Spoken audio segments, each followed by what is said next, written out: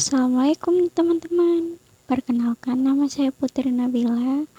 Saya akan menjelaskan tentang teori perkembangan Havigood dan Erikson.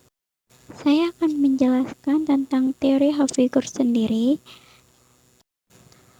Havigood mengemukakan dalam perspektif psikososialnya bahwa periode setiap individu memiliki tuntutan untuk menyelesaikan tugas-tugasnya. Tugas perkembangan adalah tugas akan mencup pada periode tertentu di antara rentang kehidupan individu. Apabila tugas tersebut berhasil dituntaskan, maka akan membawa kebahagiaan dan kesuksesan. Dan apabila tugas itu gagal, maka akan menyebabkan tidak bahagianya setiap diri individu dan akan menimbulkan penolakan masyarakat. Havigood sendiri menyatakan bahwa sukses tidaknya baik tidaknya seorang individu tergantung pada mereka sendiri. Havigood percaya dan membagi fase tugas perkembangan yang ada bahwa terdapat tugas-tugas perkembangan untuk yang pertama, untuk bayi dan balita usia 0 hingga 5 tahun, untuk anak-anak usia 6 hingga 11 tahun, untuk remaja usia 12 hingga 18 tahun, untuk dewasa awal usia 19 hingga 30 tahun, dan untuk usia tengah baya dan dewasa akhir. Menurut Havigood, tugas perkembangan terjadi karena adanya faktor. Yang pertama, adanya kematangan fisik. Kedua, tuntutan masyarakat. Ketiga, tuntutan dan dorongan cita-cita individu itu sendiri.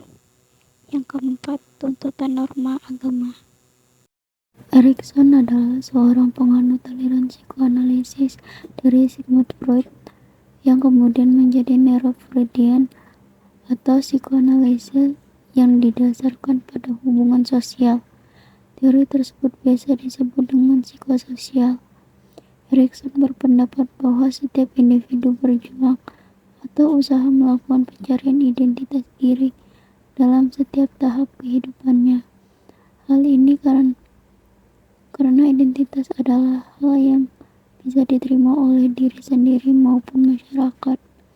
Menurut Erikson, masyarakat sangatlah berpengaruh dalam perkembangan psikososial seorang individu. Peran dimulai dari pola asuh orang tua sampai aturan budaya masyarakat. Erikson mengemukakan tahapan perkembangan psikososial seorang individu. Yang pertama ada kepercayaan dan tidak kepercayaan pada usia 0 sampai 1 tahun. Yang kedua ada otonomi, malu, dan ragu-ragu pada usia 1 sampai 3 tahun.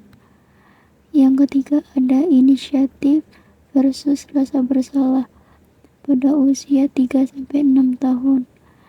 Yang keempat ada kerja keras versus rasa investor usia dari 6 tahun sampai 12 tahun. Yang kelima ada identitas versus kebingungan identitas pada usia 12 sampai 19 tahun. Yang keenam ada keintiman versus isolasi pada usia 20 sampai 25 tahun. Yang ketujuh ada generativitas versus stagnasi usia 26 sampai 64 tahun. Mungkin itu saja yang dapat saya jelaskan. Saya ucapkan terima kasih.